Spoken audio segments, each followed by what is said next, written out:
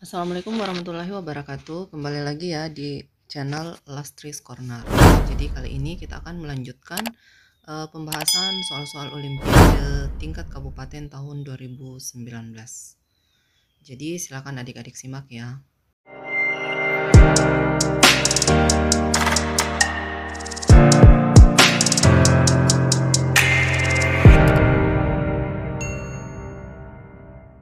Nah, di video kali ini kita akan membahas soal nomor 9.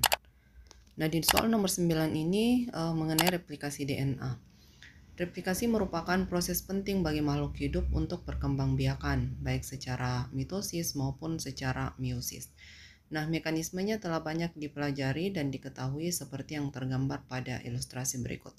Nah, di sini mungkin ada beberapa istilah ya, mitosis dan meiosis. Replikasi itu merupakan proses penggandaan DNA.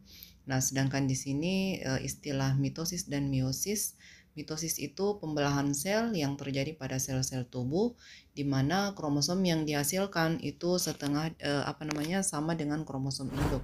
Sedangkan pada pembelahan sel meiosis itu kromosom yang dihasilkan setengah dari induk. Jadi meiosis ini terjadi pada sel-sel tubuh. Nah, sekarang kita lihat satu-satu ya pernyataannya. Nah, berdasarkan ilustrasi pada gambar di atas, tentukanlah apakah pernyataan berikut ini benar atau salah. Sintesis DNA pada leading strand tidak memerlukan primer sehingga tidak terputus-putus seperti halnya pada lagging strand.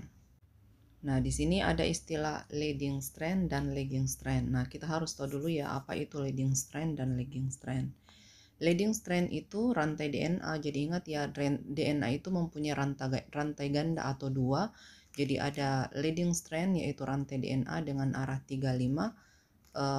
Rantai maksud saya begini ya, ada rantai sense dan rantai antisense.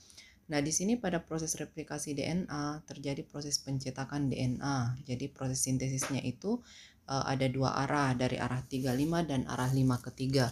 Nah, leading strand ini adalah rantai DNA dengan pencetakan dari arah 3 aksen ke 5 aksen. Sedangkan lagging strand itu rantai DNA yang dicetak dengan arah 5 aksen ke 3 aksen.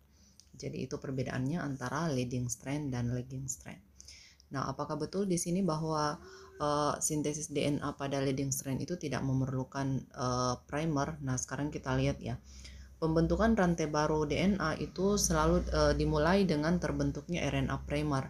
Artinya apa? Semua pembentukan proses replikasi itu membutuhkan RNA primer yang dibantu oleh enzim RNA primase. Nah, di sini pada leading strand DNA polimerase ini dia mampu mensintesis DNA baru dari arah 5 ke 3. Jadi ini ya di lagging strand ya. Jadi pada leading strand dia mampu mencetak arah DNA dari DNA baru dari arah 5 ke 3 tanpa terputus. Nah, sedangkan pada lagging strand, rantai DNA yang terbentuk itu terputus-putus. Ini disebut dengan fragmen Okazaki karena disebabkan oleh sifat enzim DNA polimerase yang hanya dapat mensintesis DNA dari arah 5 aksen ke arah 3 aksen, serta dia tidak mampu melakukan inisiasi sintesis DNA. Nah, kemudian baik pada leading strand maupun pada lagging strand, di sini dia membutuhkan primer untuk proses pembentukannya. Jadi semuanya membutuhkan primer. Perbedaannya leading strand dan lagging strand ini adalah arah sintesisnya seperti yang tadi ya, arah 3 ke 5 dan arah 5 ke 3, atau dia sebaliknya sesuai dengan arah dibukanya DNA double helix oleh enzim helikase. Jadi artinya pernyataan bagian A ini salah karena dia tidak terputus-putus ya. Jadi dia tetap memerlukan primer ya. Jadi dia memerlukan primer, makanya di sini pernyataannya salah. Bagian B, kromosom prokariot hanya memiliki 2 garpu replikasi, sedangkan pada eukariot terdapat lebih dari 2. Nah, sekarang kita lihat ya.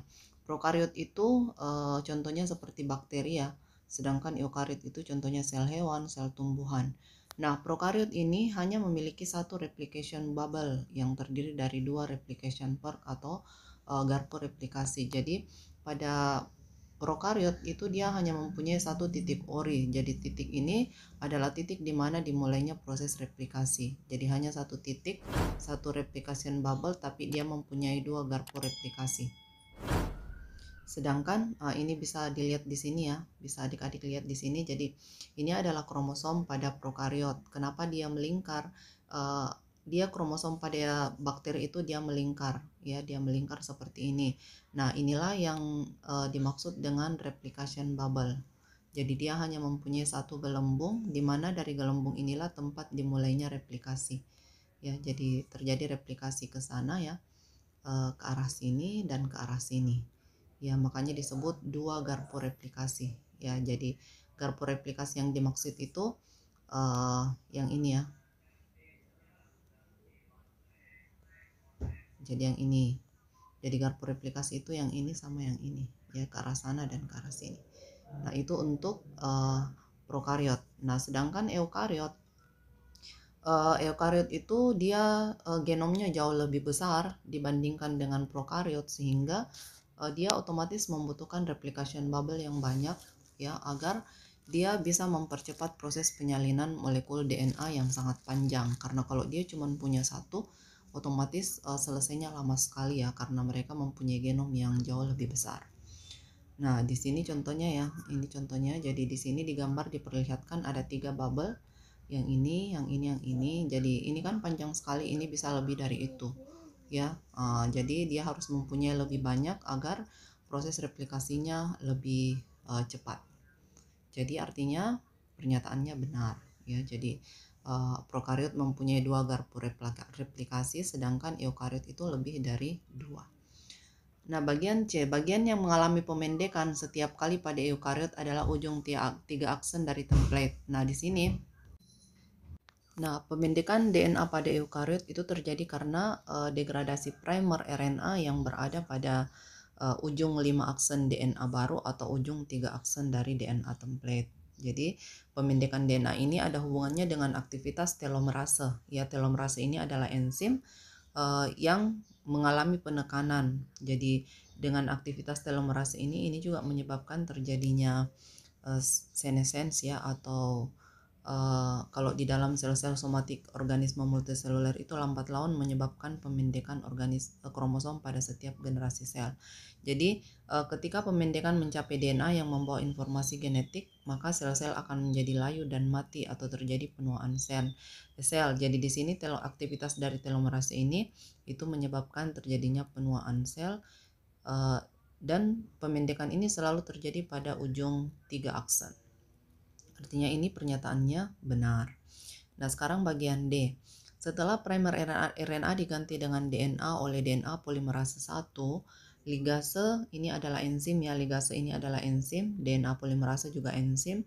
Ini akan bekerja pada daerah yang ditandai dengan nomor 1. Nah, sekarang kita lihat gambar ya. Kita lihat gambar yang tadi ya di soal. Nah, di sini ini maksudnya daerah yang ditandai dengan nomor 1 itu yang dimaksud yang ini ya. Jadi ini ya, nomor 1.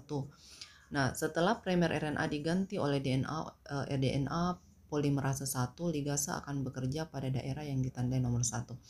Nah, di sini di nomor 1 ini adalah tempat DNA polimerase. Jadi nomor 1 kedua ini adalah tempat DNA polimerase. Sedangkan ligase ini dia merupakan enzim yang fungsinya menyambung. Jadi dia itu menyambung potongan-potongan DNA yang dibentuk yang tadi kita sebut dengan fragmen Okazaki. Jadi fragmen Okazaki yang dimaksud itu yang ini ya. Jadi yang inilah yang akan dihubungkan oleh enzim ligase. Ligase ini biasa juga disebut lem biologi ya, karena kenapa dia berfungsi menyatukan. Nah, pergantian primer RNA ini menjadi DNA oleh DNA polimerase 1 dilakukan dari bagian 1 ke 2. Jadi yang ini ya. Jadi setelah itu DNA polimerase 1 tidak dapat lagi bekerja untuk menggabungkan fragmen DNA Okazaki tadi yang terbentuk yang ini dengan yang ini, itu tidak bisa lagi digabungkan oleh DNA polimerase 1. Nah, sampai di titik 2. Makanya itu karena DNA polimerase 1 tidak bisa menggabungkan, maka selanjutnya yang berfungsi menggabungkan itu adalah ligase. Nah, yang mana ligase? Yang ini adalah ligase. Jadi ligase inilah yang akan menggabungkan fragmen Okazaki 1 dan Okazaki 2. Jadi yang dimaksud di sini fragmen yang ini. Yang inilah yang digabungkan oleh DNA ligase. Jadi artinya pernyataannya salah. Ya, jadi pernyataannya salah. Kenapa salah? Karena di sini bukan DNA ligase yang bekerja, tapi DNA polimerase. DNA ligase itu bekerja di bagian ini, ya, makanya pernyataannya salah. Oke, semoga adik-adik paham ya dengan penjelasan kali ini. Jika ada yang belum jelas bisa ditanyakan lewat kolom komentar. Sampai jumpa di video pembahasan soal berikutnya. Sekian, assalamualaikum warahmatullahi wabarakatuh.